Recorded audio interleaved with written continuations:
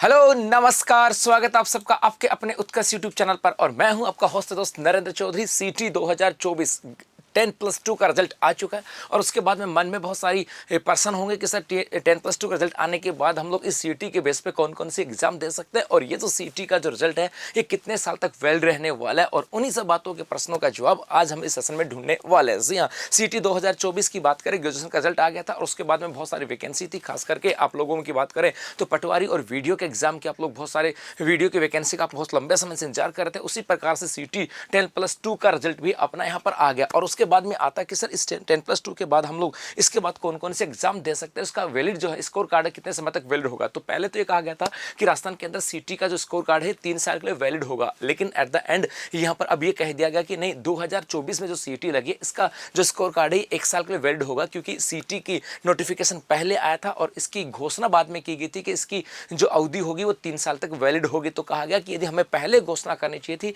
कि इसकी वैलिडिटी जो है वो 3, इसकी जो अवधि है, जो वरीयता जो हम बात करें इसकी जो अवधि होगी ये 3 साल के लिए वैलिड होगी, उसके बाद में आप सीटी का नोटिफिकेशन जारी करते तो मान्य होता। तो पहली बात तो ये कि सीटी 2024 10+2 की और ग्रेजुएशन की बात करें उसकी जो अवधि है वो 1 साल तक मान्य है, अर्थात 1 साल तक जो भी वैकेंसी आएंगी वो इसके आधार पर दी जा सकते हैं। एक चीज और याद रखना, सीटी के एग्जाम के लिए ये भी कोई पाबंदी नहीं कि आप 1 बार देते हो 10 बार देते हो, आप जितनी मर्जी बार आए सीटी के एग्जाम की आप सीटी का जो एग्जाम है वो दे सकते हो, चाहे 10+2 का दे सकते हो और ग्रेजुएशन का भी दे सकते हो। हाँ, आगे से 2025 से जो सीटी का एग्जाम होगा, चाहे 10+2 हो चाहे ग्रेजुएशन, उनकी वैलिडिटी होने वाली है 3 साल की। तो अब बात करें 10+2 की, सर सीटी 10+2 के बाद में हम लोग कौन कौन सी एग्जाम के फॉर्म भर सकते हैं, तो ये आपके सामने यहाँ पे एक लिस्ट है और इस लिस्ट के अंदर जो एग्जाम दी गई हैं वो जो एग्जाम है उसके लिए सीटी 10+2 को पास करना आवश्यक होता है। जैसे यदि हम बात करें, एक तो आपके यहाँ से आ जाता है वनपाल की बात करें, एक तो वनपाल, जी हाँ वनपाल की बात करें, वनपाल 10+2 की आवश्यकता पड़ती है।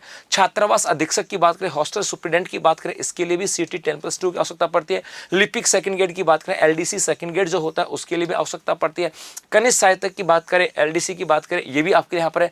लिपिक सेकंड ग्रेड की बात करें, अलग अलग हैं ये आपके है। राजस्थान सचिवालय लिपिक की बात करें और ये आरपीएससी की, तो राजस्थान सचिवालय की अलग वैकेंसी आती है, आरपीएससी की जो लिपिक की भर्तियां अलग आती हैं। इसके अलावा राजस्थान आबकारी के अधीन जो जमादार ग्रेड सेकंड आता है उसके लिए भी 10+2 की आवश्यकता होती है। इसके अलावा राजस्थान पुलिस कांस्टेबल की बात करें उसके लिए भी आपको सीटी 10+2 पास करना होता है। कई बार ऐसा लगता है कि सर राजस्थान पुलिस कांस्टेबल की भर्ती आने वाली है तो इसके लिए 12वीं पास चाहिए और उसका सीटी की आवश्यकता पड़ती है। जी हाँ, से सीटी 10+2 पास होने का होगा वही बच्चा इसके अंदर अप्लाई कर सकता है, अदरवाइज अप्लाई नहीं कर सकते। इसके अलावा यदि हम बात करें राजस्थान पंचायती राज के अंदर जो कनिष्ठ सहायक आते हैं उनके लिए भी आपकी सीटी 10+2 की आवश्यकता होती है। तो राजस्थान राज्य कृषि विपणन बोर्ड के अंदर भी जो कनिष्ठ सहायक है उसके लिए भी आपकी सीटी की आवश्यकता होती है। या राजस्थान कृषि उपज मंडी के अंदर कनिष्ठ सहायक की बात करें और माध्यमिक शिक्षा बोर्ड कर्मचारी सेवा नियम के तहत जो सेकंड ग्रेड के लिपिक है उनके लिए, और प्रदूषण नियंत्रण बोर्ड कर्मचारी सेवा नियम एवं विनियम के तहत कनिष्ठ सहायक की बात करें, तो ये आपके सामने कुछ एग्जाम है और इन एग्जामों में यदि आप बैठना चाहते हो तो आपको सीटी 10+2 पास करनी होती है, क्योंकि यहाँ पर